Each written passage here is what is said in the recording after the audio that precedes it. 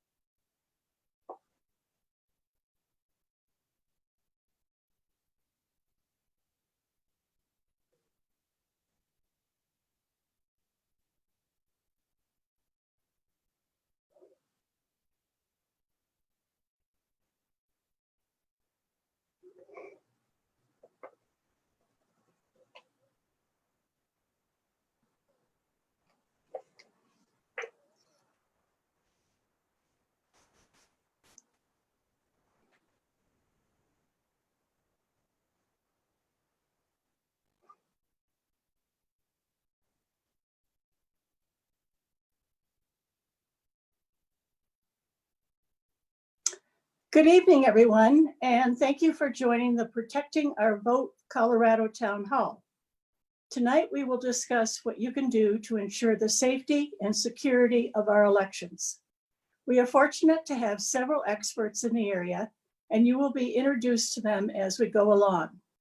I am Tony Larson, Action and Advocacy Director for the League of Women Voters of Colorado. And here also from the League is Andrea Wilkins, Staff Legislative Liaison.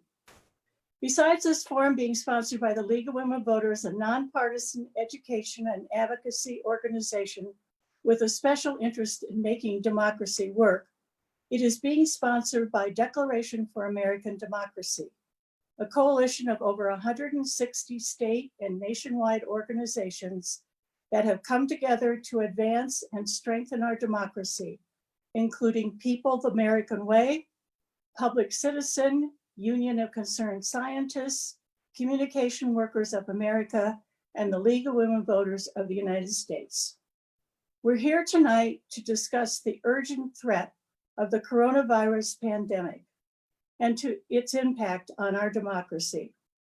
We'll be joined by voting rights champions, including Senator Michael Bennet and Representative Jason Crow, who will talk with us about the importance of providing resources to the states to ensure a safe and secure election in November. We'll also be joined by Secretary of State Jenna Griswold and former Secretary of State Wayne Williams to discuss our current voting system here in Colorado. As we hear from our esteemed speakers and as they respond to your important questions, please keep in mind actions you can take in your state and with Congress to ensure that every person will be able to participate in our democracy, despite the pandemic. So there are a couple of things that I would mention that you can do already, is call your senator and tell them why it's important to you that states receive the $4 billion in funding needed to protect their voters and their poll workers. Write a letter to the editor of your newspaper explaining why you are supporting vote by mail, early voting, and other key reforms to ensure that no person has to choose between their health and their vote. Also, get the message out by sharing with 5 friends on social media. I will now turn this over to Andrea.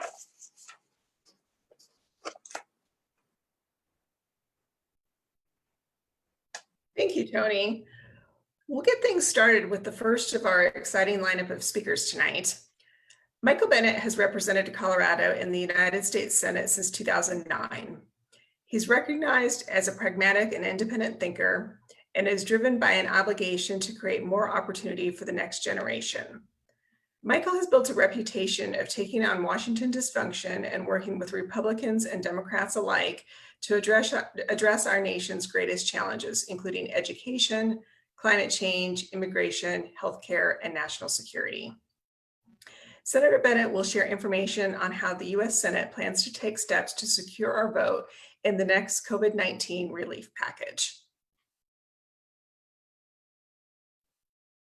Thank you, Andrea. I am very grateful to be with all of you and glad that you guys are all here tonight. I'd like to thank the Declaration for American Democracy Coalition and the Colorado League of Women Voters for organizing this call.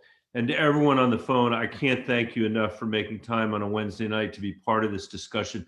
I just got off the phone with a whole bunch of Coloradans from Southwest Colorado, a real diverse group of people.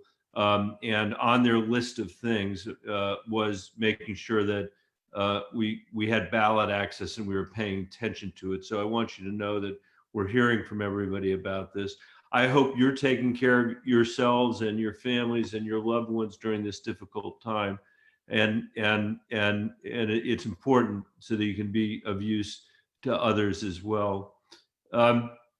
We've got an enormous challenge on our hands, enormous challenge. In 6 months, we're going to hold the most important election in our lives. And the chances are growing that we're going to do it during the worst pandemic in a century. Everybody saw what happened in Wisconsin when people had to literally risk their health to cast their ballot. That should never be an acceptable trade-off in our democracy. And it was a chilling reminder of what could happen if we don't do everything we can to make sure everyone can vote safely in November.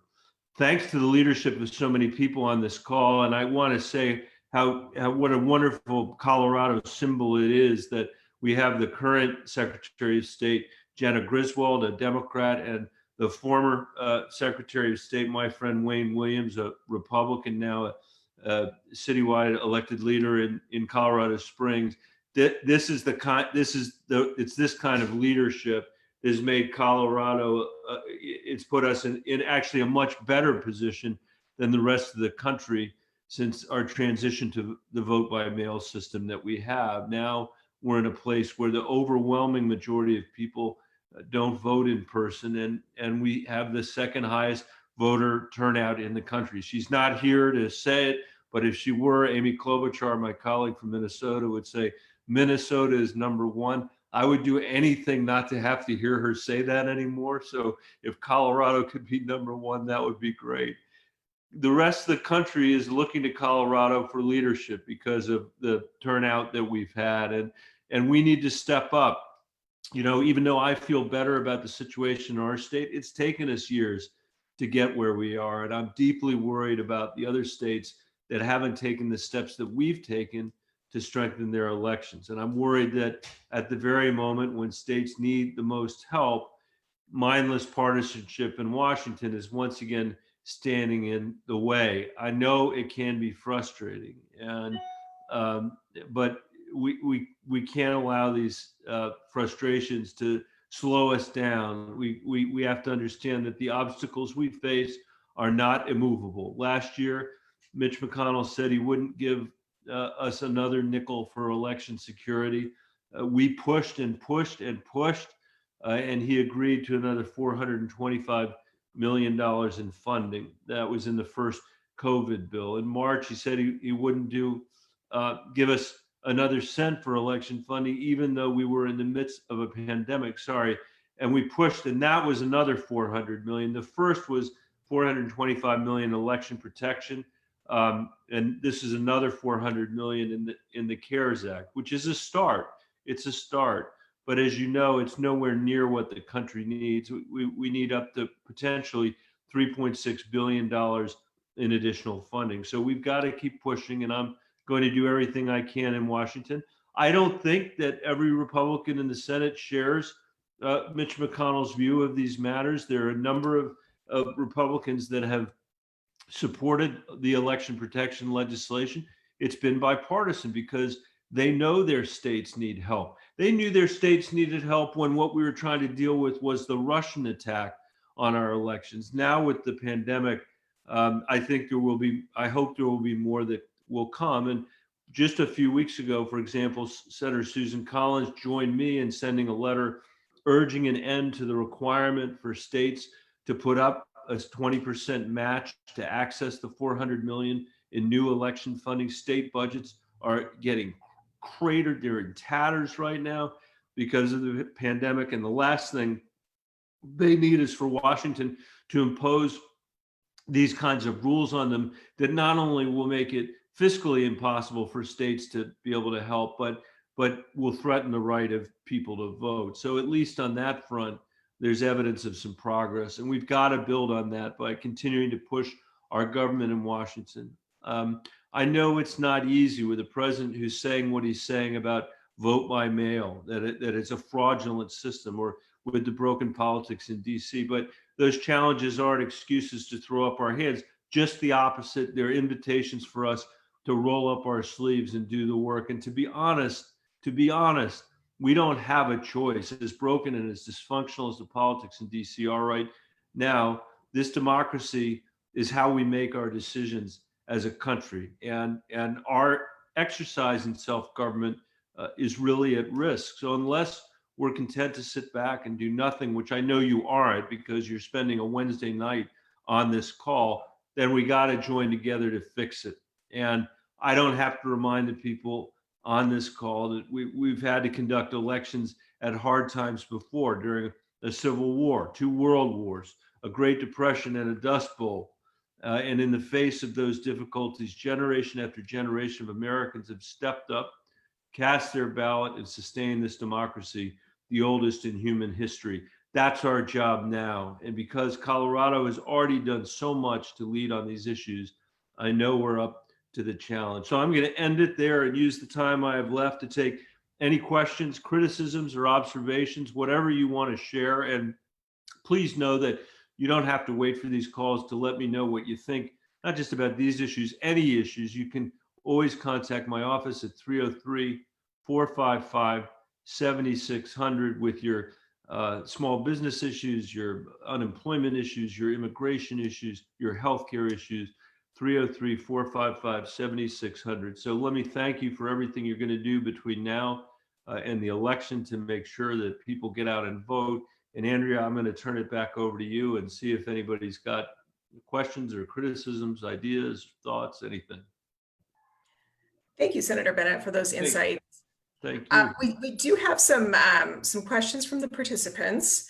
Our first question: I understand there is broad support for reforms like vote by mail, early voting, and other important reforms from Republican and Democrat secretaries of state. Can you debunk the idea that vote by mail and other reforms are a Democratic power grab? Yes, I will debunk that. What we saw in our state is that actually in the first few years that we had vote by mail, that Republicans were the ones that were filling out their ballot and sending it in, and so it was thought to give Republicans a little bit of an advantage in a sense. What's happened over the years is it's evened up. And by the way, it is. I don't think in the end we should be for vote for mail because we think it helps either party. I think it helps both parties, and I believe Colorado's experience demonstrates that. And in my view, what I've been saying to people is a system that works really well in normal times, this vote by mail system, is required when we have a pandemic for all the reasons that people know. I had one little note on that, which is Donald Trump has said over and over again that it is rife with fraud, the vote by mail, and that is absolutely not true. None of the states that have it have detected any fraud as a result.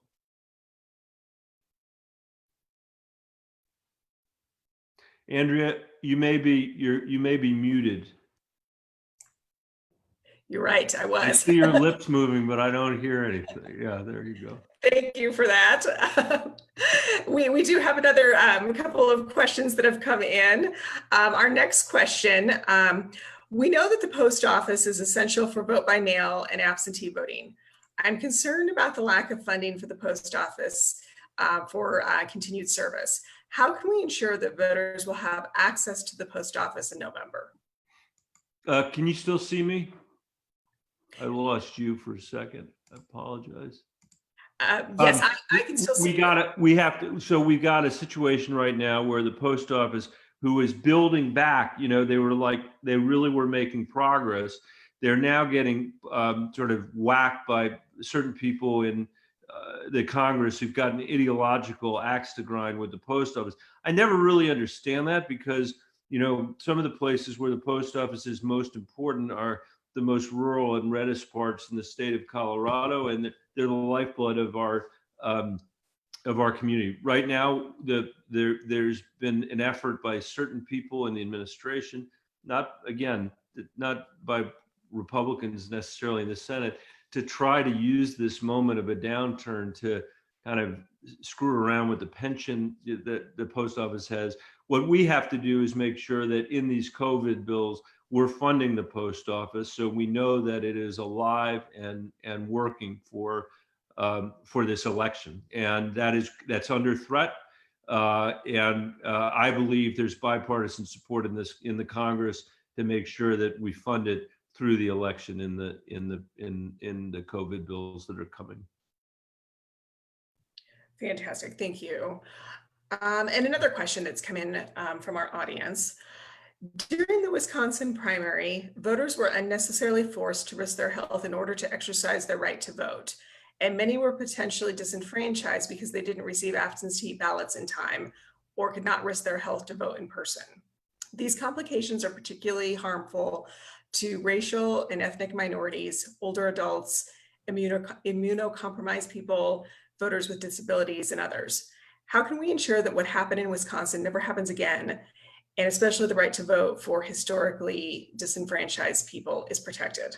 That's what, you know, we in the short term, I think that's why we've got to get this vote by mail across the country and fund it out of the federal government.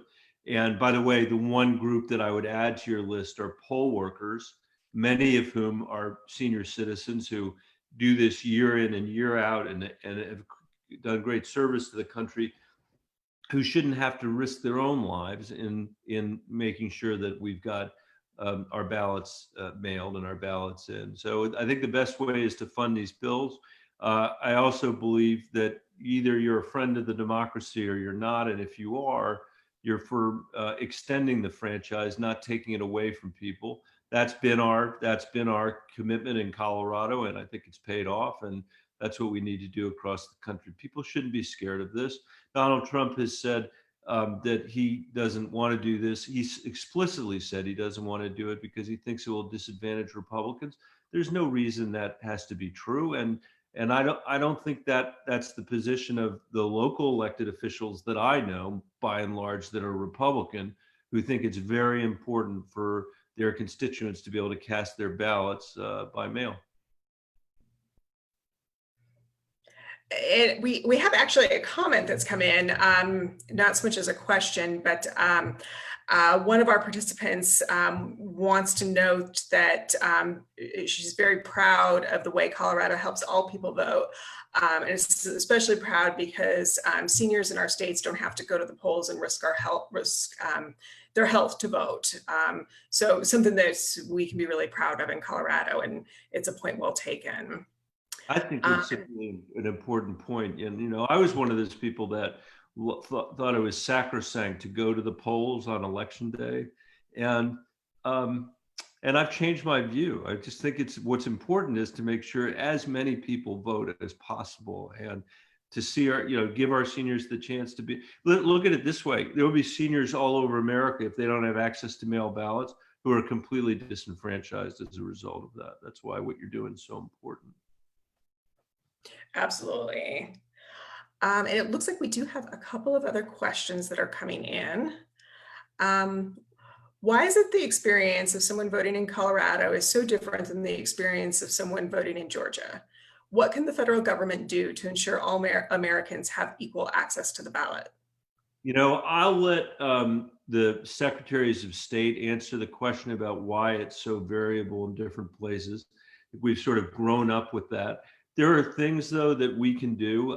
The federal government, you know, I don't know whether, I'll let the secretaries of state answer that, I think. But let me say, I do think there are things that Congress could be doing at the national level that would make our votes more relevant. So this is not just an issue of more of mail ballots. I believe we should be ending partisan gerrymandering in this country, the political gerrymandering that causes people's votes not to count because they might live in a place where they've got a different point of view than the prevailing point of view, but they never are able to express it really because there's not a swing district. I also believe, this is just me personally speaking, I've become very interested in ranked choice voting, and I have a bill that wouldn't mandate that from the federal level, but it would allow, it would provide funds for states and for local governments that want to transition to a ranked choice voting way of voting, which again is meant to make sure your votes actually count and aren't wasted, because we could have a system where the winning candidate is known to have over 50% of the vote and therefore represents a majority of the people that are voting in that community. So I do think as a country, there are a lot of things that we can do here. This moment with the pandemic presents a particularly existential threat to our democracy, but it also presents an incredible opportunity for us across the country to learn from what Colorado has done and implement it across the country. Absolutely. So many great points there. I think we've got one last question maybe. And actually, I think maybe it kind of connects back to what you had mentioned in your last answer. In your opinion, what's the single most important thing people at home can do to make sure this upcoming stimulus package has what we need to protect our elections this fall? I would call your state representative, or I'm sorry, your congressional delegation, let them know it's a priority for you. Let them know that we've got to help states and local governments because they have a profound revenue shortfall as a result of the pandemic. And we've got to backstop at least some of that so that they can be able to hold the elections, do the public health stuff that they need to do. We've passed $3 trillion of stimulus, but only 150 billion of that went to states and went to local governments. And of that, almost none of it got to the smallest places, the most rural places in our state. And we need to be worried about everybody voting, no matter what county they're in, no matter whether they live in a rural part of Colorado or urban part. We've seen in this pandemic, the differentiation that people have, one part of our population that has decent health care, another part that doesn't have any and therefore doesn't have primary care and therefore is more susceptible to the virus. We've seen, as a former school superintendent, kids all over Colorado where 50% of the classroom has no access to high-speed internet and the other half does. It's the same thing with voting. We got to make sure, just as every kid needs to have high-speed internet, just like every kid needs a textbook, we got to make sure that every single community has access to the ballot. And the experts that are on this call tonight with all of you are going to be able to tell you the substance of that, the policies of that. What you need to make sure you do is get people like me to fund it. So if you know people in other states, call them too, and get everybody to the polls in November. That's what we have to do. Well, thank you very much, Senator Bennett. We Thanks, really everybody. appreciate your time and all of your I'm going to insight. drop off because I'm unfortunately for me, I'm in Washington, D.C., but I hope to be in Colorado tomorrow. So thank you. Good Thank night. you so much. Thank you. We're excited to hear from our guests tonight and to offer our viewers the opportunity to ask them questions. For those of you that are joining us on Zoom, you can add your questions to the chat box. Those watching on our Facebook live stream can put your questions into the comments, so we'd really encourage you to do that. And at this time, I'd like to introduce our next speaker, Councilman Wayne Williams. Councilman Williams served as the Colorado Secretary of State from 2014 through 2018, during which time he oversaw implementation of Colorado's vote by mail system and a number of other voting and election reforms. Since April 2019, he has served as an at-large member of the Colorado Springs City Council. Councilman Williams will be speaking to us tonight about Colorado's election and voting reforms that were authorized during the 2013 legislative session, as well as the structure that it was put in place to make it a success. Thanks for the opportunity to be with you tonight. And let me kind of give a quick primer and a background, and then talk about some of the protections we have, and then open it up to questions. Colorado really moved to voting by mail over a course of 3 steps. The first of those was allowing no excuse absentee voting. That's something that is not present in every state, but Colorado has had that for a long period of time. And then in 2008, we moved to the ability for a voter to say, always send me a mail ballot. And what we found is that many Coloradans preferred that method of voting, in part because in Colorado, we trust our voters with a lot more than other states do. We have initiatives. Government can't raise taxes or go into debt without voter permission. And so we actually make our voters the decision makers for lots of things. And that means people like the time to study the ballot questions in detail. And so we went from, I think it was 39% in 2006 who chose to vote by mail permanently. That was up to 72% by 2012.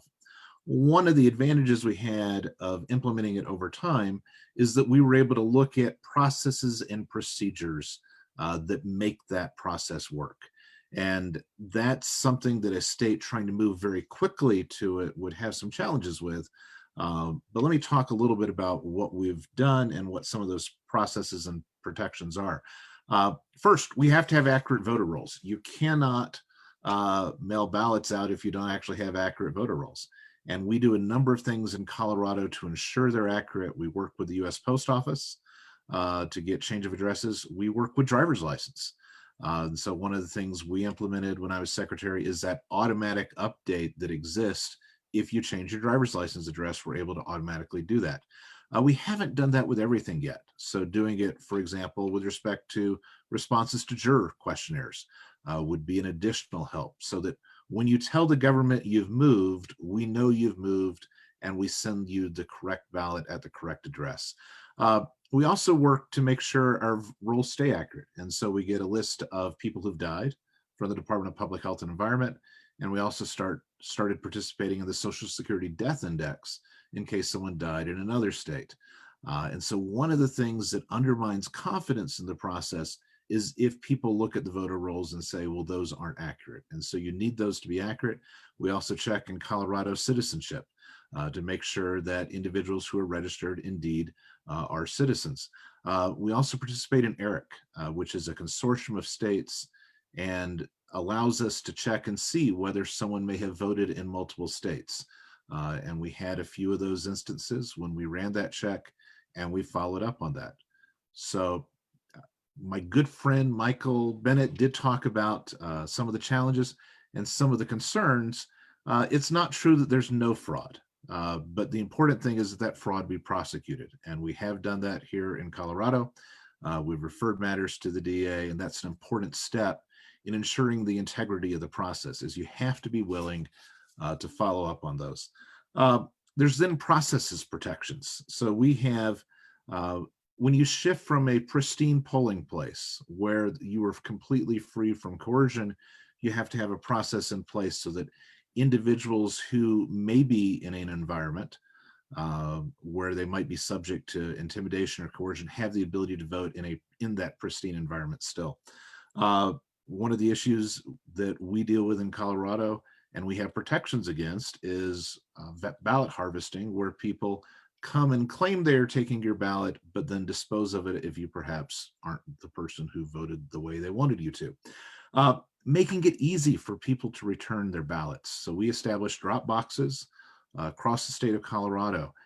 Before we did that, we had elections in which ballots were not delivered in a timely manner, and that impacted the results, for example, in the Conejos sheriff's primary a few years ago. And so now Conejos County has drop boxes so that they're not dependent upon that post office. It's one of the challenges in a state like ours that has large urban areas where the Postal Service does a very good, and except in the midst of a pandemic, a very timely mail delivery, but that's not true in some of our rural areas. And so making sure that all Coloradans have that ability to get that ballot back in a timely manner is important. Then the next step is that when that ballot comes back is making sure we check signatures. Colorado has had the time to adopt signature verification processes and to have an updated signature verification database. States moving to that would have to work very hard to have accurate list. There are some states that have vote by mail that do not check signatures. So absentee ballots, they don't check the signature on that. That is a system that is ripe for fraud. And so you have to have those protections in place like we do in Colorado. We expanded that from state elections to also include municipal elections. But we still don't have a process in Colorado whereby special district elections, like took place yesterday across the state, have that signature verification. That's one of the things I think we need to continue to work toward, so that we know that that ballot that's returned is from that individual. We also have bipartisan judges throughout the process. We then verify those results in a risk limiting audit so that voters can have confidence that those ballots were counted and were counted accurately. All of those are important steps to ensure you have an election that people have confidence in. When any type of election, whether it's polling place, whether it's vote by mail, or whether it's some other system that someone else may come up with, you have to have the processes first so that it's easy for people to vote. Second, so that it's fair, that everyone has that opportunity to participate, not divided by whether you live in an urban area or a rural area. And then third, you've got to have that process for ensuring the integrity of that. Colorado has done that. Now, the initial legislation passed in 2013 has been revised a number of times to address some of the issues that were present in the initial legislation. For example, one of the odd provisions was that you could vote if you simply intended to live in an area. That got fixed very quickly in the next legislative year, and we've continued to make improvements. A state moving to the type of system that Colorado has would have the advantage of being able to look at all of the steps that we have taken and the processes we've put in place to ensure that everyone can be assured that their vote is counted and that it's counted accurately. And so those are some of the things that our election judges work on across the state. Important part of that is we've got bipartisan election judges in every county. Doesn't matter whether you're in Denver or El Paso, whether it's a Democratic clerk or Republican clerk, you're going to have bipartisan judges so that you know that process is safe and you've got both sides watching it to make sure it stays that way. So those are some of the things we've done in Colorado to have that protection. As states look at moving, and this is one of the challenges and one of the cautions I'd say is you don't necessarily want to mandate the way another state does things. New Hampshire, for example, a lot of the states bordering Canada, as the senator referred to, like Minnesota, have very high voter turnout, and they're the ones that challenge Colorado for that top spot. Sometimes we've been number one, sometimes number two. But in New Hampshire, there's very little vote by mail, and it's mostly in person.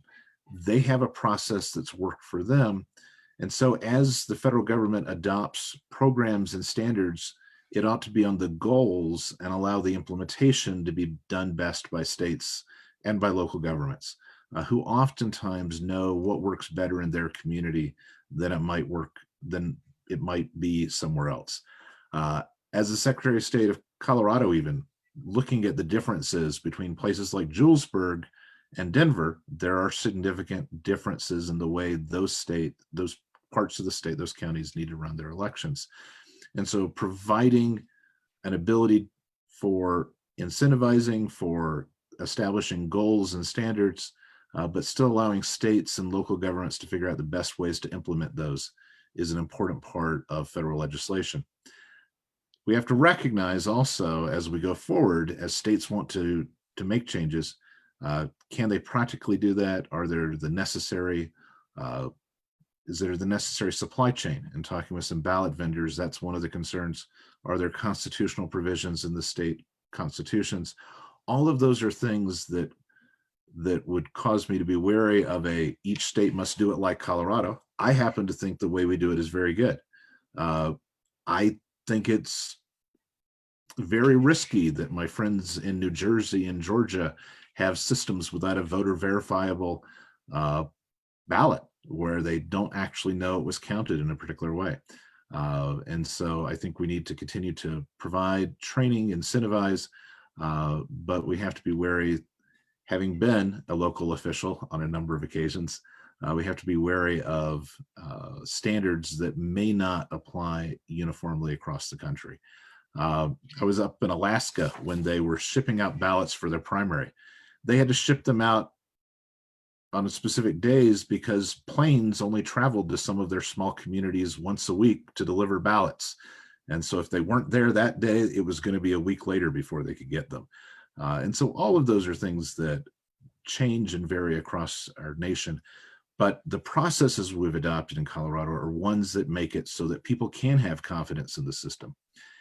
And that's important, not just that the system be accurate, but also that people have confidence in it. Because if you believe that your voting system is honest and accurate, then you are more likely to participate in our democratic republic. And that's an important part of having that confidence. And that's an important part of the processes we have.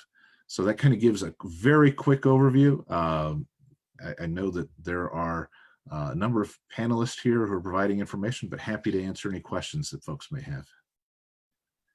Well, thank you so much, Councilman Williams. That is a lot of great insight and a lot of practical knowledge that I think is really helpful for our audience to hear and for people in other parts of the country as well. We do have a few questions that have come in from our participants. Our first question is, how has the opportunity to vote by mail and early voting affected voter turnout in Colorado? And can you discuss why ensuring every American having access to the ballot is a nonpartisan issue? Sure. Colorado actually was amongst the leaders in voter turnout in the nation before we switched to vote by mail. We continue to be one of the leaders in vote by mail.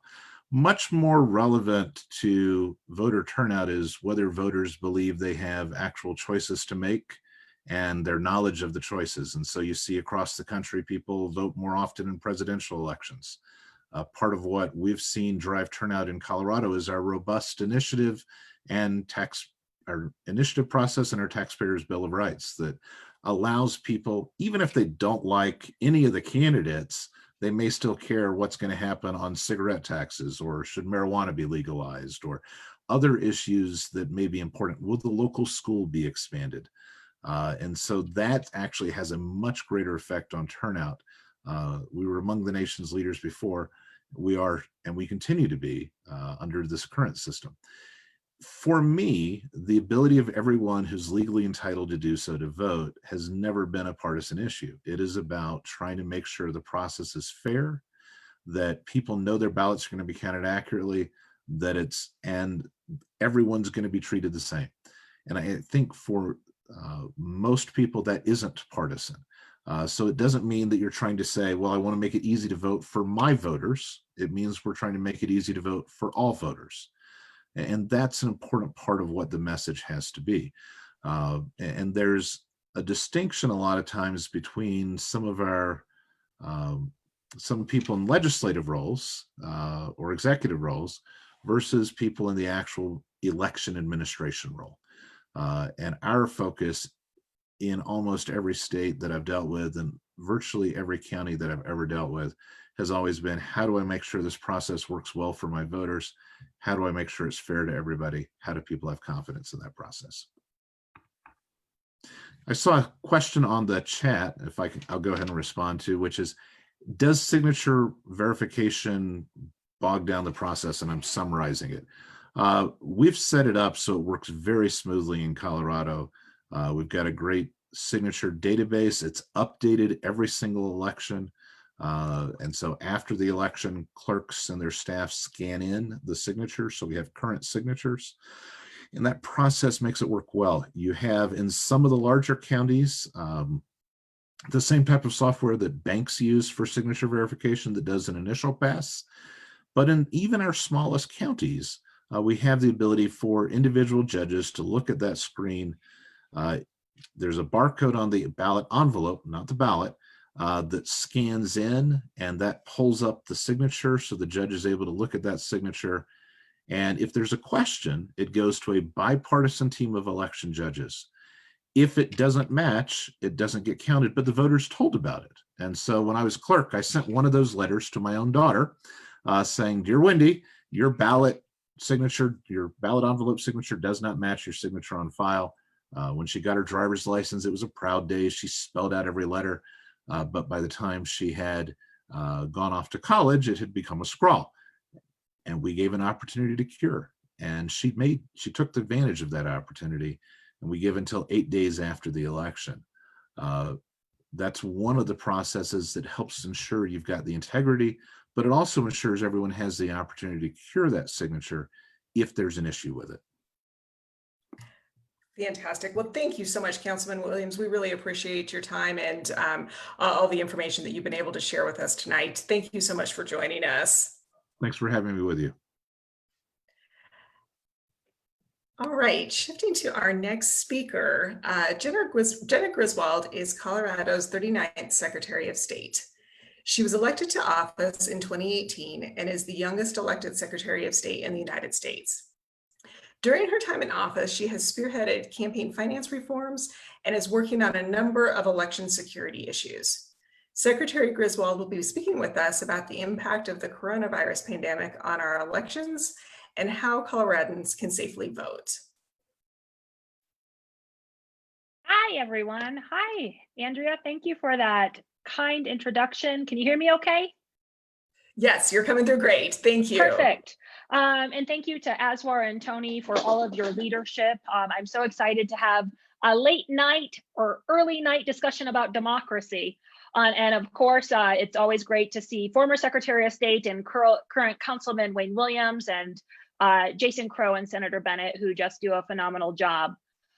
So today I would like to talk about how we are dealing in the Secretary of State's office with the COVID-19 response, our upcoming elections, and then how our mail ballot election system is serving as a model for the federal legislation being crafted on also other states, which I think Wayne touched on. Now, I do think it's very timely to have this conversation because we are at a very important point in our democracy. And we have to remember our constitutional rights to vote do not stop in times of crises. They remain our same constitutional rights, whether we're in calm times or times of crisis. And no American should ever have to choose between their health and casting a ballot. And the good news is that I believe, and our office believes, it's completely feasible to expand national mail ballot to make sure that every American has the ability to cast their ballot in November. And not only is it feasible, it's imperative. Now, here in Colorado, which I'm sure my predecessor, Secretary Williams, touched on, we are proud to have some of the most accessible and secure elections in the United States. Under Secretary Williams, the law was implemented to ensure that every Coloradan who was registered to vote gets mailed a mail ballot. And our IT division really just took off under Secretary Williams to make sure that we are a national leader in cybersecurity. And then I've been very fortunate as Secretary of State to build on all of that success. So for example, last year, I was very proud to lead and work with the legislature, one of the largest democracy reforms in the nation, which Andrea, thank you for talking about our work on campaign finance and lobbyist reform and making sure that everyday people have their voice heard and it's not just special interests. But we also made sure that we were increasing access to voting. So for example, we added in-person voting locations and mail ballot drop boxes across the state. We're guaranteeing for the first time that there's access on all public college campuses and on our tribal lands at tribal leadership's request. We have also doubled down on election cybersecurity, heavily investing in our cyber and pulling the nation along with us, and we should be very proud of that. Now, when it comes to running an election during a pandemic, here in Colorado, we are far ahead of the rest of the nation.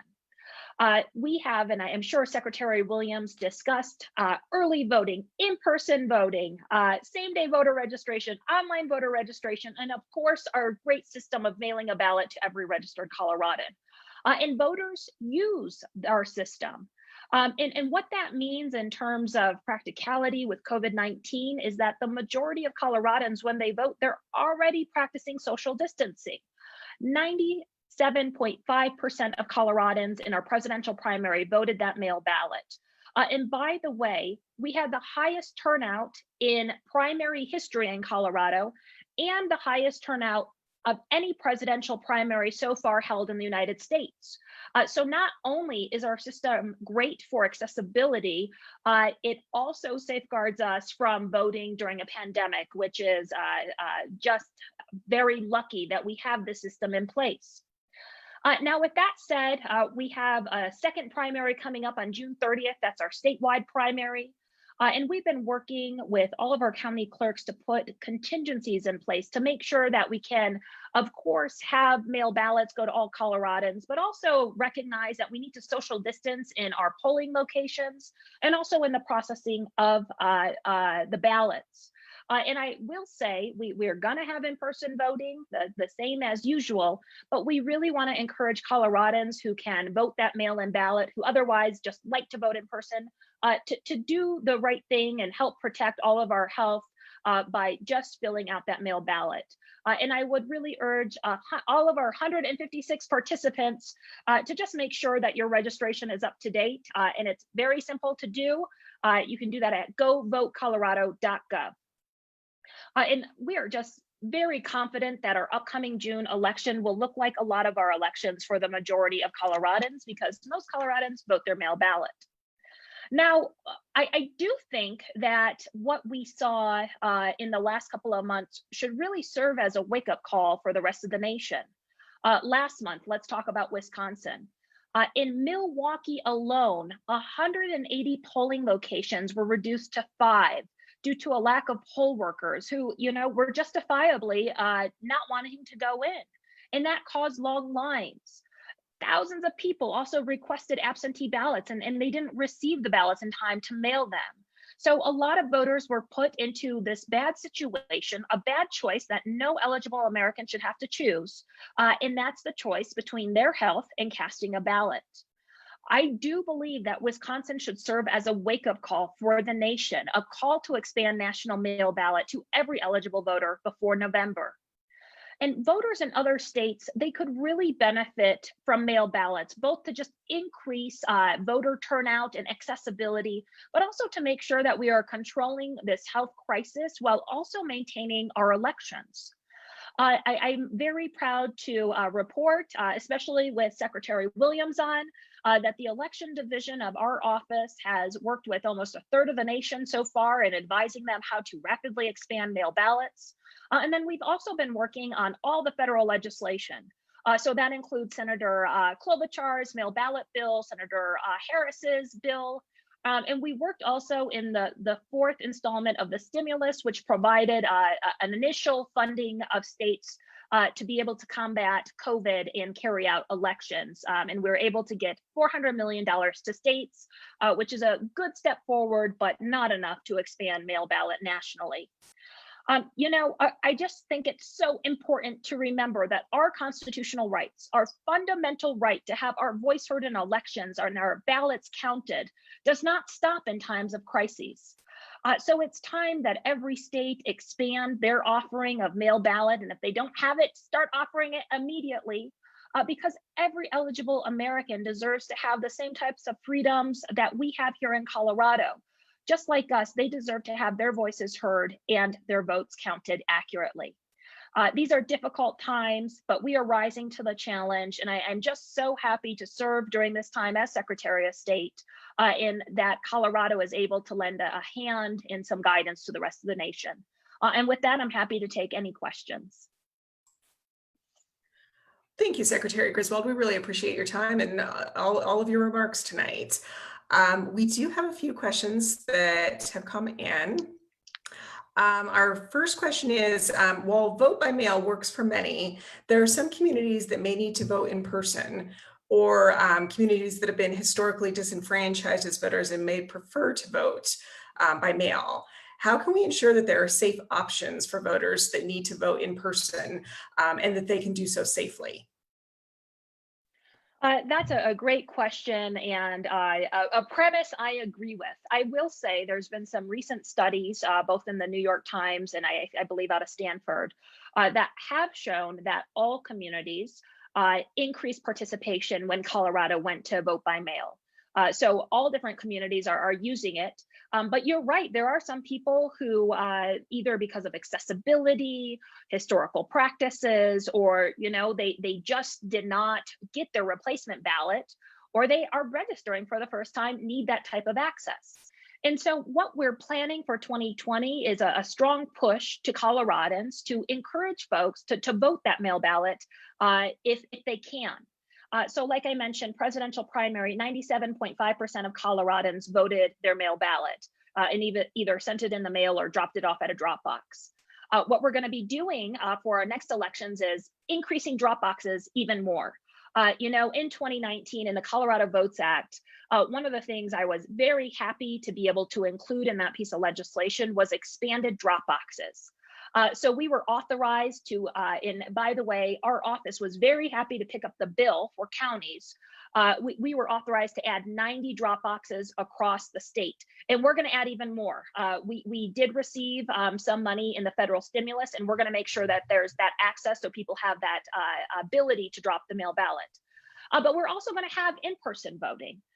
We do want to encourage social distancing, and there's a couple things we're going to adjust, and we're working with the clerks right now on that. But for example, say you dog ate your ballot, okay, we'll make sure that ballot doesn't get counted. We'll take it out of the statewide voter registration system to make sure it's not counted. But it's too late. The clerk can no longer mail you a ballot. So instead of going into a polling location, let's set up like curbside delivery so you can pick up that replacement ballot. And say like you're in a residential care facility and you cannot go to the polls because for whatever reason, there's no egress or access into that facility.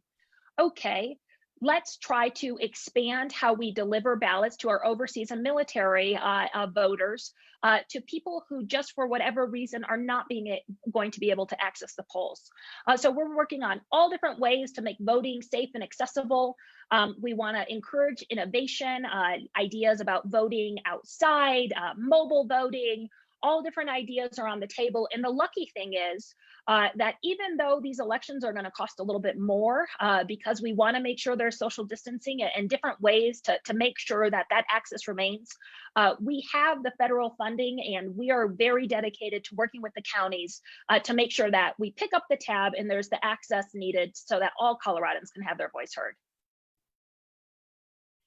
Fantastic. We do have a few more questions.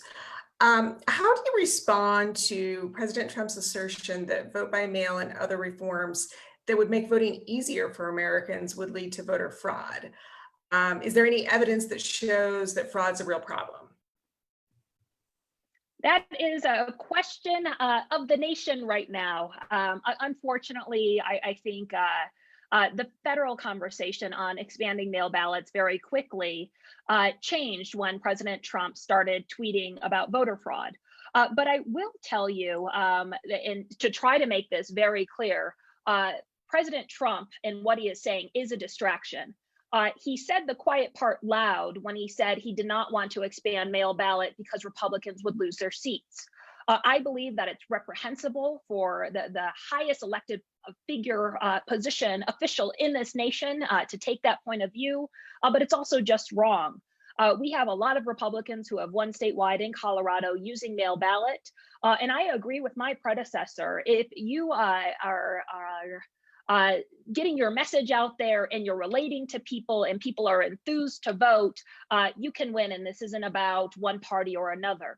But just accepting the premise and going down that road, I will say that we have a history of clean elections in Colorado, and we take the notion of folks gaming the system very seriously.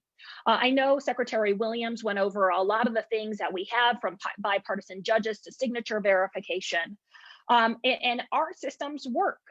By the way, when we believe that there is double voting, we make sure to recommend those cases to the Attorney General under my administration for investigation. And from the 2018 general election, we had a percentage of 0.0027 of potential cases that we referred. And luckily, Secretary Williams, the legislature, a lot of great people over at Common Cause, all the you guys, the League of Women Voters, all the great groups who've worked on voting reform in Colorado have built a great system. So we do have bipartisan teams of judges verifying signatures to make sure that we know who's actually casting that ballot. We also have a law in the books that someone can only collect up to 10 ballots. And a lot of times when you hear that term ballot harvesting, which I think is coined to be specifically scary, there's laws that can be put in place to make sure that that doesn't happen. So we have a great history of clean elections, but not only that, one of the reasons that the Washington Post in 2018 said Colorado was the safest state to cast a ballot, and then Secretary Kirstjen Nielsen said the same thing, was because of our primary mail ballot system. The fact that we have voter verified paper ballot means that those ballots cannot be hacked by cyber attack. So not only does a mail ballot add a level of accessibility, it also adds a level of security when we know that foreign governments are going to continue to try to undermine our elections. Thank you for that information. We do have one last question. It looks like it's a two-part question. Is there a single website that people can be directed to for information on Colorado vote by mail? And what do you and your fellow secretaries of state need most from Congress to hold successful elections during the pandemic? Well, you can go right on to the Secretary of State's webpage, and there's an FAQ and all the information that you would need. You also just go to govotecolorado.gov. And if there's information that's not there, always email us or call the office. As Wayne can attest, the Secretary of State's office has hands down the best state employees in the state of Colorado, and they love their job and they love helping people. So feel free to call in. The number one thing that we need out of Congress is leadership. I do think that Secretary Williams brought up a couple reasons that make it difficult for every single state to mount national mail ballot. So for example, a couple of states do have constitutional limits, but every other state should be moving very quickly to make sure that their citizens could have their voices heard. And I just think that, look, we know the possibility of what is going to be November. And that's a pandemic and one of the biggest elections of our lifetime. And we cannot allow this pandemic to be used to suppress turnout. So we need leadership out of Congress. I'm very happy to lead and work state by state with states that are willing and wanting our expertise.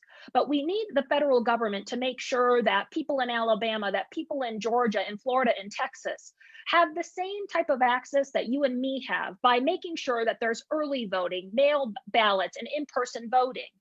That requires federal legislation. That also requires the funding. All things worth doing are difficult, but this is not rocket science. We're talking about the ability to mail something to eligible Americans and return it and process it. So we believe that there's a way to lean on us and we'll be able to help states. So for example, instead of putting a scanner in every precinct, do a centralized state scanner so you can process, put your equipment in place faster and process the ballots.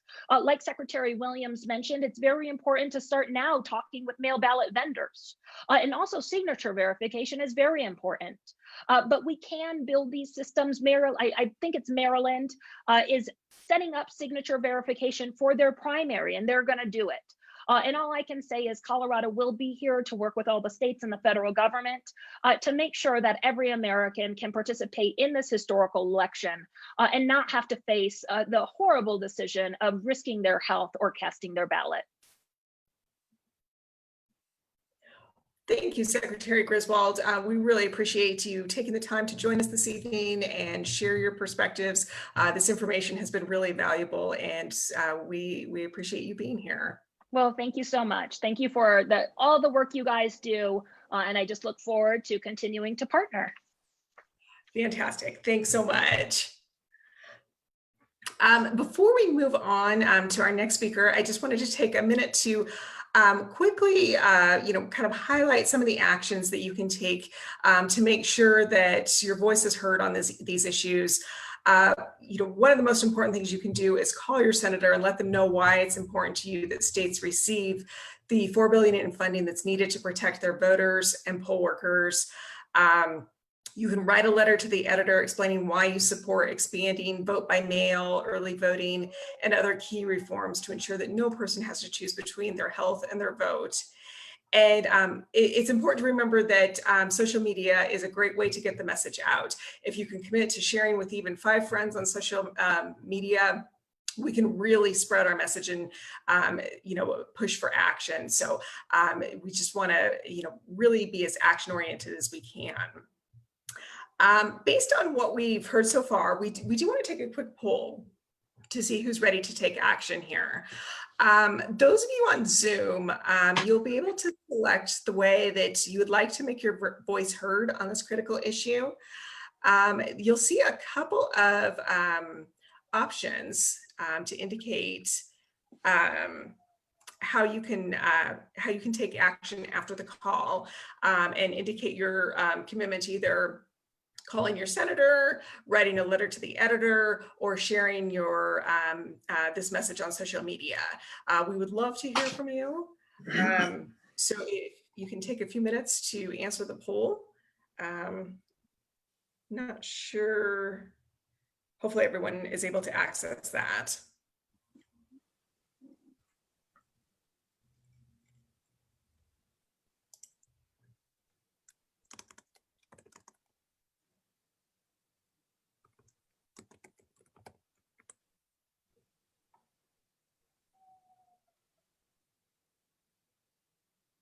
We'll give everyone just a few seconds to vote here, and we'll take a look at the results and see how everyone is planning to take action following the call.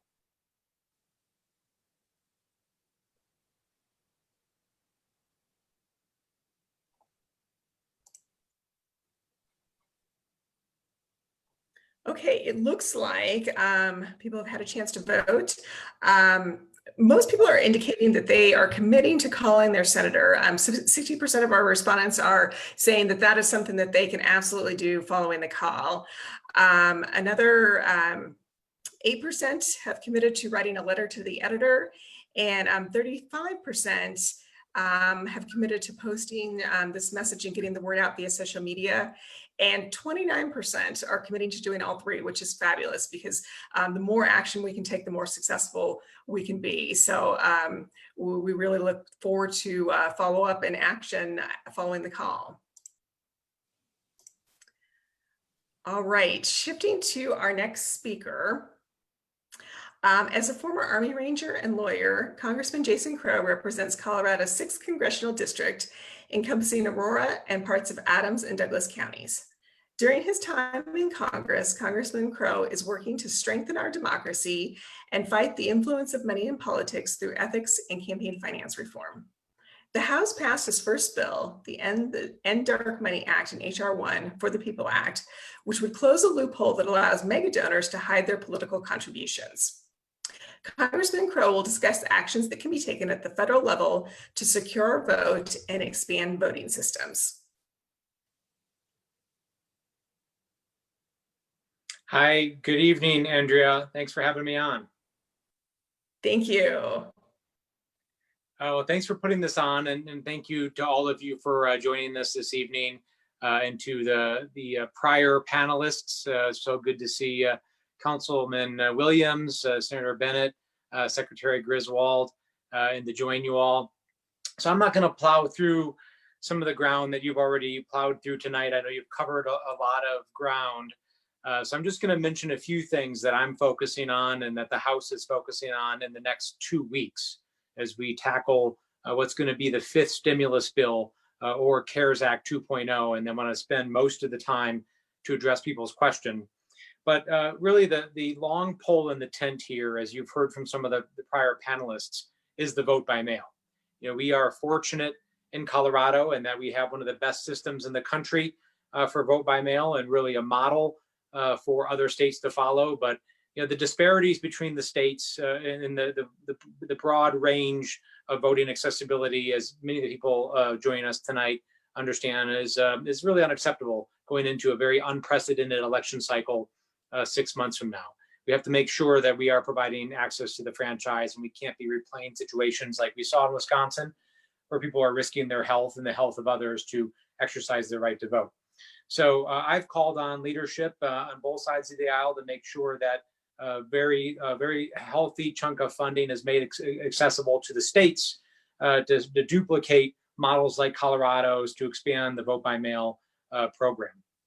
But vote by mail alone is not going to solve this, because we have another critical key here that needs to be addressed in the next couple of months, and that is the solvency of the U.S. Postal Service. As it stands right now, the Postal Service is running about a $13 billion deficit. It's projected under the current trajectory to go insolvent sometime in September. And of course, we can't have a vote by mail system in Colorado or anywhere else for that matter unless we have a operating Postal Service to deliver those ballots and to retrieve those ballots. So that's going to be really important. The next key here is PPE. We have to make sure that we're providing personal protective equipment to our poll workers, to the Postal Service, to people processing ballots in the county clerk's office, and everybody involved in kind of the ecosystem of voting and democracy throughout the country and in Colorado.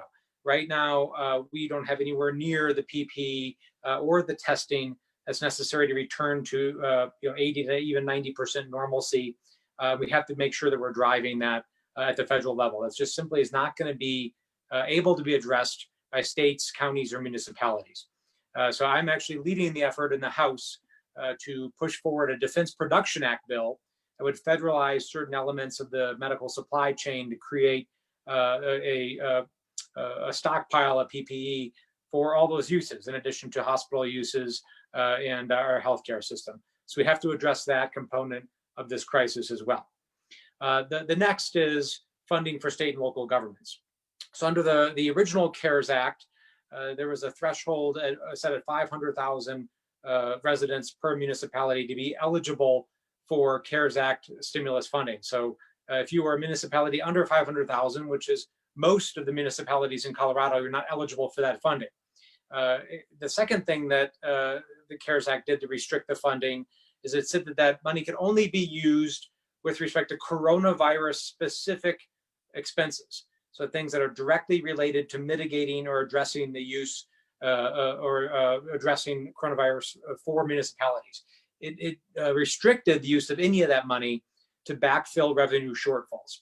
So the two keys to that in the next stimulus bill is we have to move that threshold down from 500,000 to 50,000, and we need to expand the use of those funds to backfill revenue shortfalls. Because in my district alone, cities and counties are projecting anywhere from a 25% to a 40% revenue shortfall.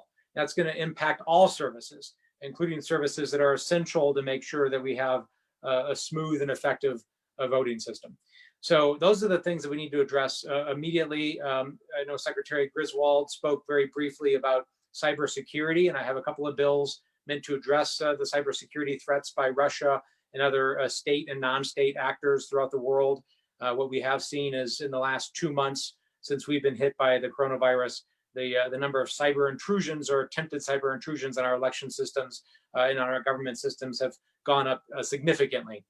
So we're going to be getting some briefings in the weeks to come, classified briefings to look at the nature of those threats, what's happening, and whether or not additional legislation is going to be necessary this summer to help give the government agencies, law enforcement, intelligence agencies, the tools that they need to secure our elections, much like they did in the final weeks of the elections in 2018, where they were able to essentially neutralize some of the efforts of Russia and other actors that were trying to undermine our election process. We have to make sure that we are in the same position as we were in October of 2018, leading up to the elections this year as well. So those are just a few of the efforts that we're going through right now.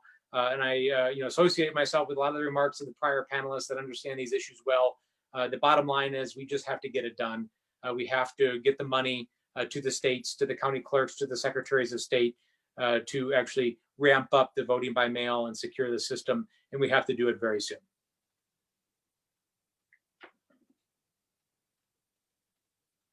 I think you're muted, Andrea.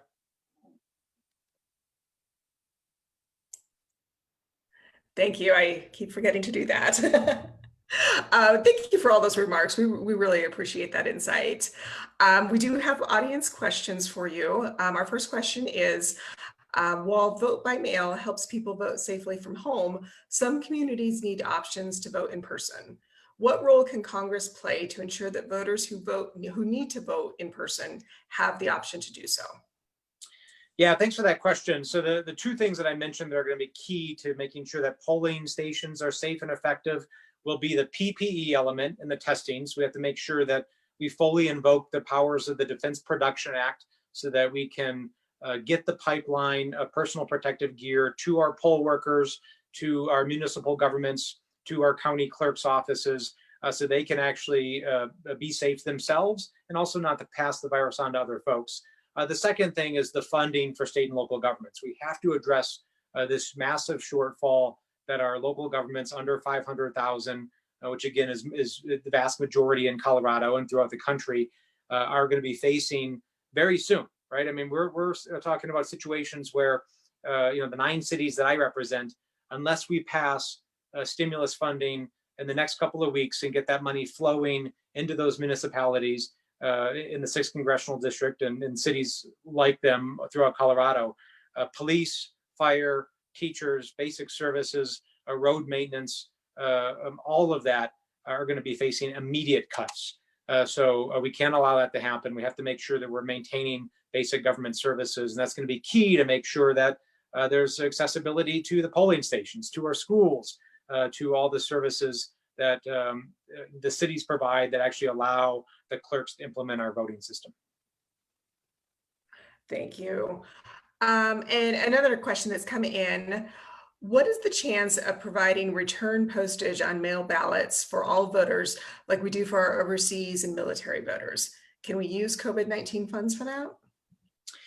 Well, I mean, I would like to see something like that, and I think that makes a lot of sense. I think anything that makes it easier for eligible voters to vote and not have to, pay for that postage or find a place to buy stamps, which obviously is hard for a lot of folks if they can't travel, if our transit systems aren't operating like they normally do, if they're afraid for their own health, in the case of many of our vulnerable populations and seniors. So yes, I think that's a good idea. But we have a threshold battle in that the people mainly in the Senate don't even want to provide any money for the voting systems at all, let alone postage paid ballots. So we have to address that first massive hump, then get over the fact that we have to get them to agree in principle or find a way to get to basic voting by mail, and then we can talk about what that looks like. Great, thank you. And another question, what's the single most important thing people at home can do to make sure that this upcoming stimulus package has what we need to protect our elections this fall, especially when it comes to exerting pressure on resident senators? Yeah, that's the big one, right? I mean, we have some folks in Colorado who have the ear of Mitch McConnell, frankly, in the U.S. Senate, and we have to make sure that the Senate is going to come to us in reflecting the voice of their community. I mean, Colorado does this well, as you've heard, and as many people on this call know. We're a model, and we're a nonpartisan model, right? I mean, we've been able to implement this effectively across party lines, safely, effectively. And there's no reason why representatives from Colorado or senators from Colorado can't continue to be in the first instance an advocate for that model and go to Mitch McConnell and others in the Senate and say it's time to meet the House in a negotiation here and get this done for the American people.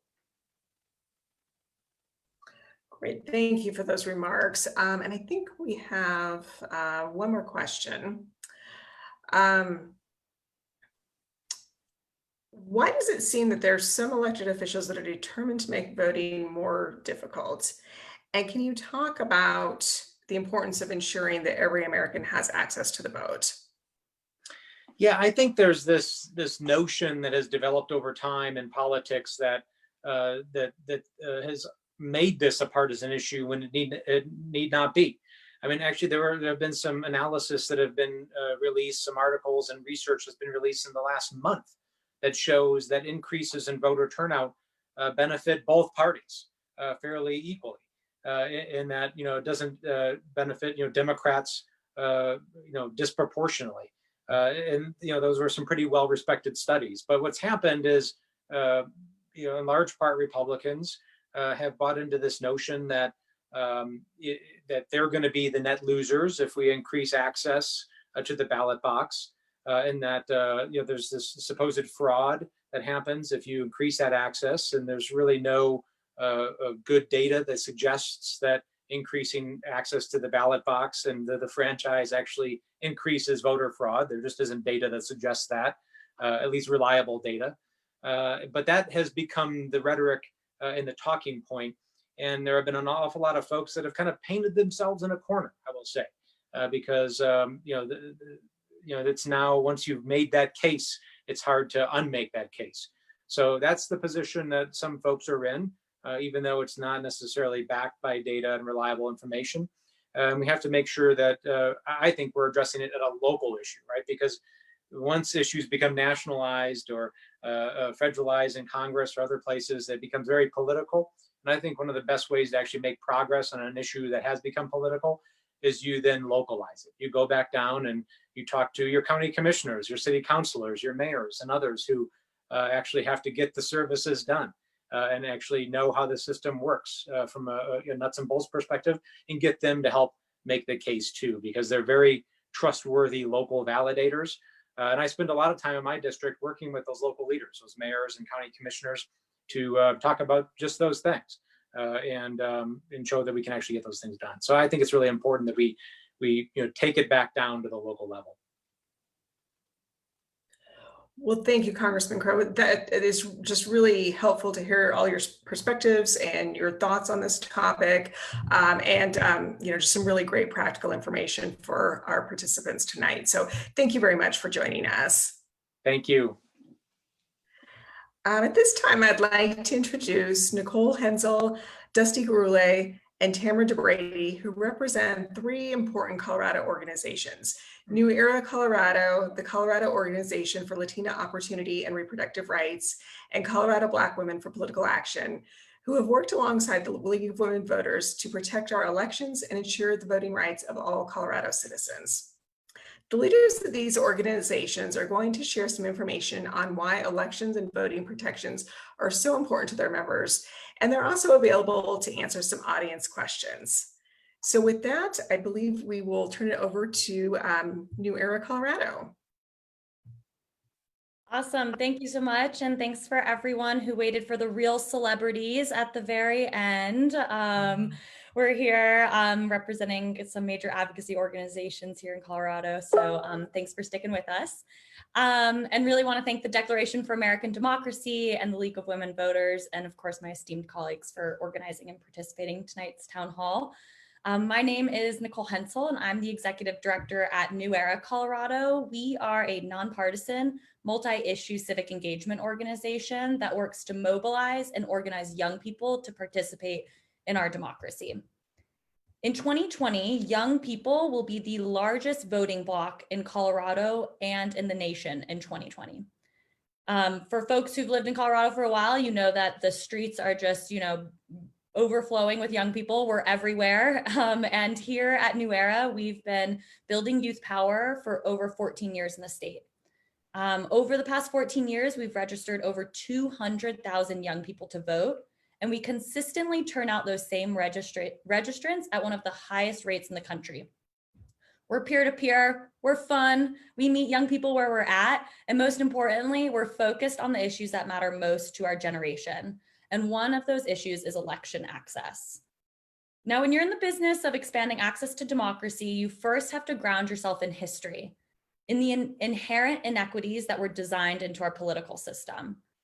Explicit intent to disenfranchise people of color, women, immigrants, and low-income communities.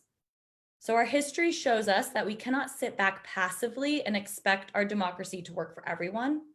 We must actively redesign our democracy to ensure fair and equal participation. Now, young people face specific challenges when it comes to voting. They're less likely to be registered to vote, and they often lack access to crucial information about the logistics of voting. Young people move frequently, impacting address changes, and they're new to independent interaction with government. And Councilman Williams actually mentioned this, but they're also most likely to have their signatures open to verification process because our signatures are changing so much. Young voters are new voters, and democracy takes practice. And so the biggest barrier that we find for young people is not apathy, it's access. And that's why we've won critical protections for election access, including same-day registration, voter pre-registration for 16 and 17-year-olds, guaranteed campus voter service centers and drop boxes, and more. And as a result of these policy changes, we have seen expanded access to registration, which has increased Colorado's youth turnout significantly in the past 7 years, and we only expect those numbers to rise. And yet we know that barriers still remain. We know that vote by mail is not a panacea. Young people are the most likely to take advantage of same-day registration and in-person voting. And so we must keep those options available to the communities who most benefit from them, while also ensuring the safety of voters and poll workers alike during the current coronavirus epidemic. Something else that folks don't realize is that young people often lack access to stamps. If you're a parent with a kid off in college and they've asked you where to find stamps, like, welcome to the club. I don't know where my stamps are currently, but paid postage would really allow young people to vote safely from their homes. And I know that Congressman Crow spoke about this as well. We find that when we take down barriers, young people show up. And taking down barriers for one group leads to greater access for our most marginalized communities as well.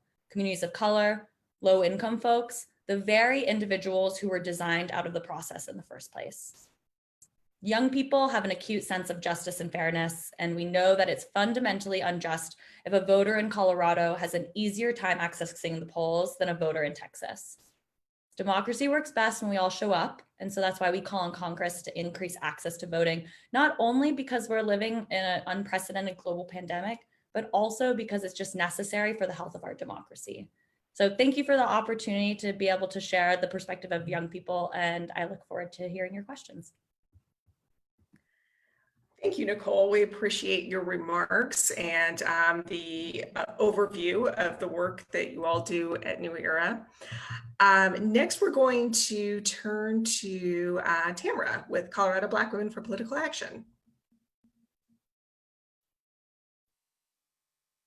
All right, thank you. Hi, my name is Tamara DeBrady, and I am the president for Colorado Black Women for Political Action. I do want to thank the Declaration for American Democracy for putting this town hall together and inviting our organization and all these great speakers on the panel for such an important issue for our community. CBWPA is a nonpartisan, nonprofit community and political organization that was started back in 1977 by the first Black female Colorado State Senator, the Honorable Gloria Tanner. And so for the last 43 years, CBWPA has been advocating and keeping the Black community engaged in politics at all levels, from local, municipal, all the way up to the federal level. And so we've done that in multiple ways. We're educating folks on issues, candidates, legislation, also on voter registration, voter education, endorsing candidates. We publicly support and oppose bills. And we train, candidates to run for office, our staff to run campaigns. And so, for communities like the Black community that have been overlooked historically, have been disproportionately impacted by this pandemic, but will also be impacted the most if this election funding is not provided. Black communities are vulnerable to voter suppression laws and strategies. And so I had read an NPR study that confirmed that Black voters are 4 times as likely to report racial discrimination when trying to vote or even participate in politics. And so our community has been neglected when it comes to voter registration and voter education. On top of that, now we have COVID-19, which has presented a unique situation and brings a different set of challenges. And so for 2020, we need to ensure our community is able to register to vote, but also the election process is safe, secure, and accessible for all voters to participate. And so this legislation, reform and election funding is necessary to ensure the Black voters are not disenfranchised. And securing these funds and making sure the money falls into the right hands is extremely important. So yes, we do agree that we need early voting and extend the early voting periods, postage paid, vote by mail, but also for the voting places or polling places that are open, make sure they are safe. Historically, closing polls in Black communities was a method of voter suppression. And so if we have a limited number of polls open, we must ensure that decisions regarding which polls are open is equitable, so all voters can go to a location that is close and makes sense for them. And same with adding drop boxes. We need to make sure those drop boxes are accessible for everyone. And so we really need an aggressive get out the vote or GOTV effort and voter education campaign, because destroying that narrative that voting by mail is unsafe or will increase voter fraud is extremely important. Encouraging people to update their voter registration now to ensure they get a ballot in the mail and that they do not have to go to the polls. And also reaching out to college students and high school students that have turned 18 and now can vote. Funding is also needed to contact those individuals showing up as inactive in our voter records and make sure that they are actually inactive because they have left the state. It's important, too, that we support organizations that are going into the Black community to register people to vote. So those are organizations like CBWPA, NAACP, and also including jails. I think, it's not a surprise for anyone, hopefully on this call, that, Black people are overrepresented in jails. And so you have organizations, especially in Colorado, like the Colorado Criminal Justice Reform Coalition, that goes into jails and also registers individuals to vote. But ultimately, we know that lack of participation in the political process translates to a lack of political power. So meaning we are unable to elect candidates that represent our values and understand our issues, and then we lose the power to enact legislation priorities, right? And so what I would consider a successful democracy requires the full participation of all its citizens. And that's why restoring the Voting Rights Act and securing election funding is so important for our community. Well, thank you, Tamara. We really appreciate you joining us tonight and the information that you've provided on your organization. Next, we are going to turn to Dusty with Color. Thank you all. I know it's been a long day and people are probably zoomed out. I know I am. But my name is Dusty Gurule. So I want to honor people's time. And so I'll be brief with my remarks. Dusty Gurule, I'm the Executive Director for the Colorado Organization for Latina Opportunity and Reproductive Rights. Color is a 22-year old organization who has worked to engage the Latino community of all ages and to ensure that our community, who is often, like other communities of color, disproportionately impacted by policy decisions made by elected officials, also appointed officials, and by ballot measures. And so we work to ensure that that connection and that access is a priority, and that our community's voices are part of the decision-making process. And so our work really centers around communities, Spanish-speaking communities, young people, because as many of you know, the Latino community, we have a lot of young people. We have a lot of like older folks too. So our community continues to grow. And I think with the census, which is another issue that we're working on to ensure that our community is counted, because as you all know, I won't preach to the choir how important and connected the census is to our democracy, to who represents us, who gets elected, how many seats that we have, how much federal resources come to our state and to our neighborhood and to our communities. So we work really to connect those dots and ensure that people are active in the democratic process.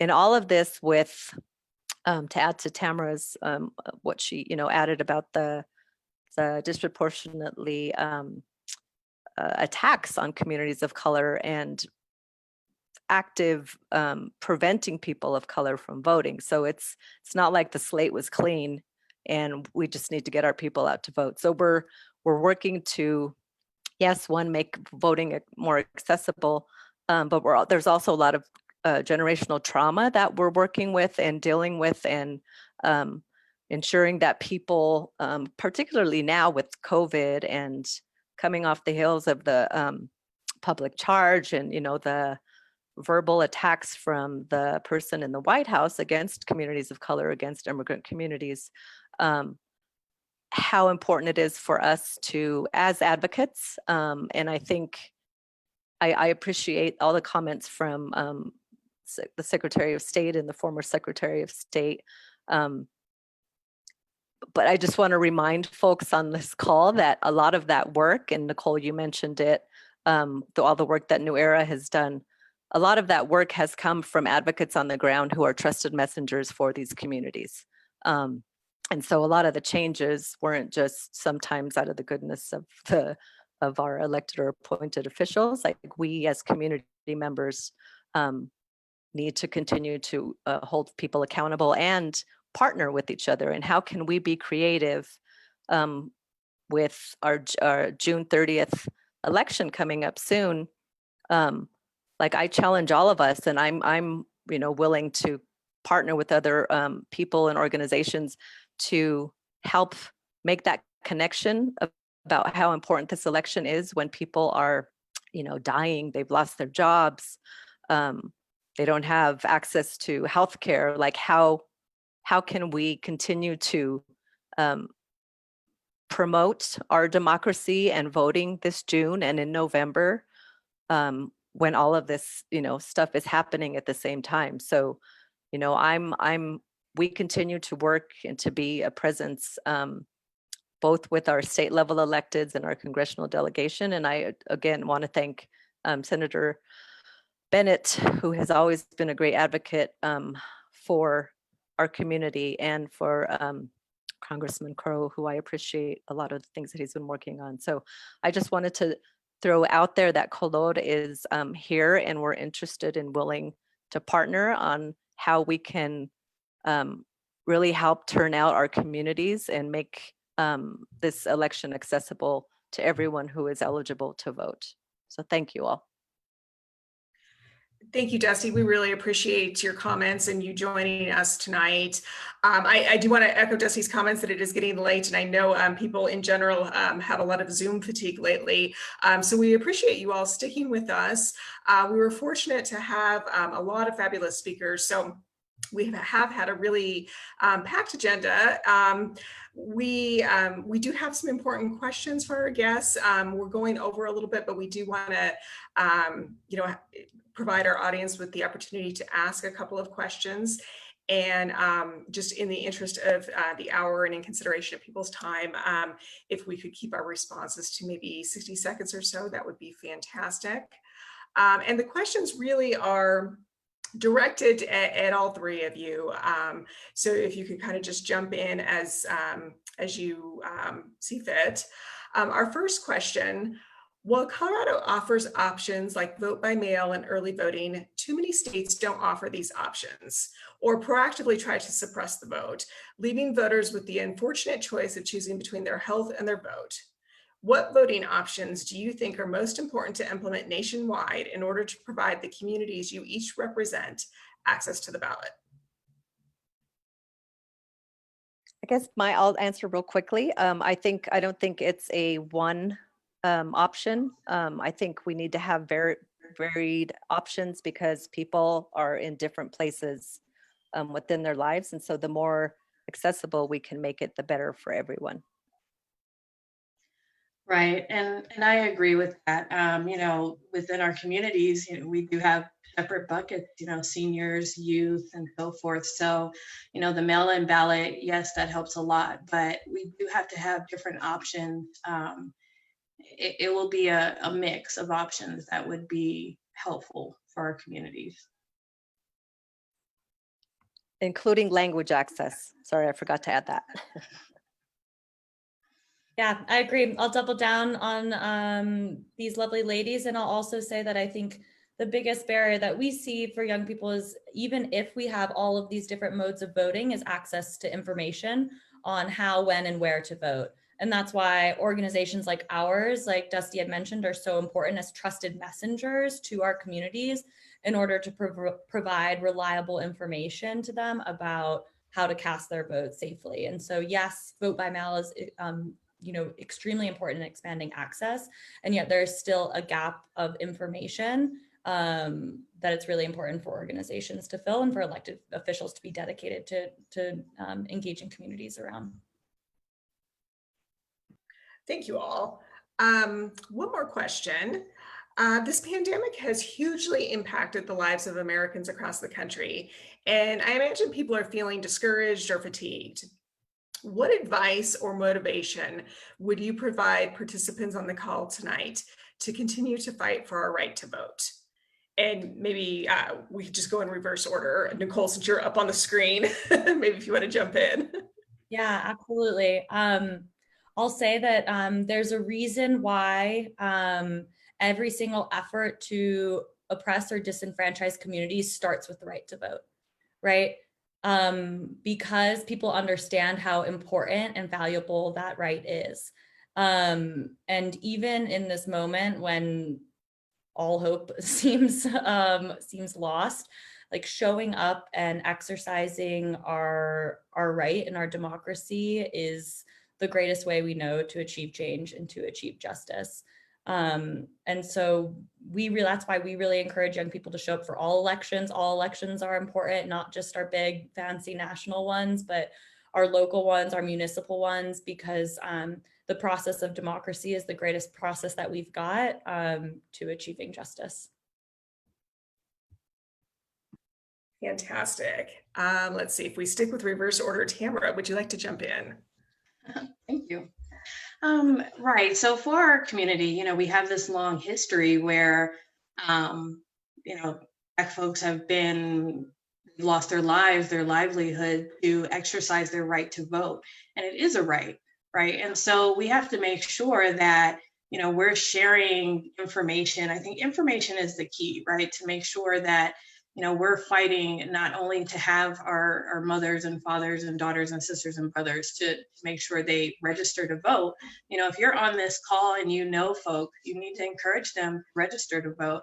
And once they register and they get that ballot, encourage them to vote. It's a constant fight. So you shouldn't only vote when it's time for a presidential election. You should vote every time you get a ballot in the mail or every time you have the opportunity. And so it's extremely important that we push that as a community, because I know in Colorado, 50% of the African Americans that are eligible to vote, well, out of everyone that's eligible to vote, only 50% are actually registered. So, we just have to push that as a community. Yeah, and I would just say that I would add that I think the Latino community, we have a large proportion who are eligible, who are not registered, but then those that are registered, to get them to turn out.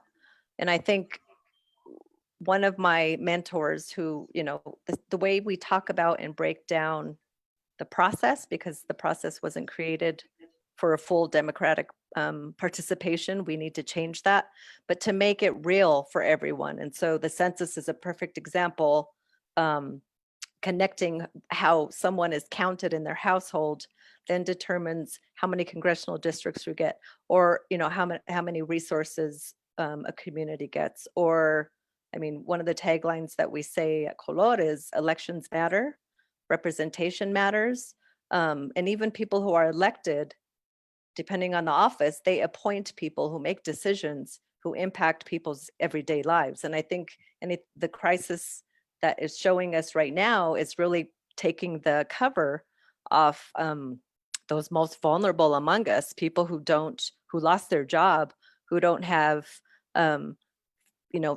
time to take off to take care of their family or themselves, like making those direct connections and how they impact people's lives. It's directed to and connected to who was elected or what ballot initiative or what question was elected. So making those real life examples of how important it is to have people voting, not just for candidates, but also on all of the ballot measures and questions at all the different levels. Well, thank you so much, Dusty, Tamara, Nicole. We really appreciate all of you being here, your tireless work to protect our right to vote. Thank you for sticking with us to the end of the program and for providing all of these valuable insights and information on your organizations. So thank you so much. Now, I'd like to reiterate some of the things that we can all do to help secure our vote and protect our elections. First, we urge you to contact your senator and demand that they include at least $4 billion in the upcoming stimulus bill.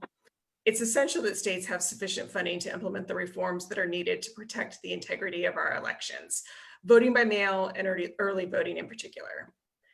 And secondly, we encourage you to make your voice heard by writing a letter to the editor calling on Congress to pass funding to secure our elections in the next COVID stimulus package. Letters to the editor are a great way to share your message, and we need to push Congress to act urgently. And finally, let's not forget that social media is another important way to share this message and to really urge action. Thanks again to all of our incredible speakers tonight and for all the work that you've done and will do to make sure that our democracy is accessible to all.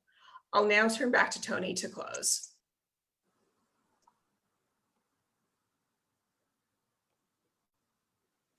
Yes, thanks, Andrea. This has been a wonderful panel, and I've certainly learned a lot.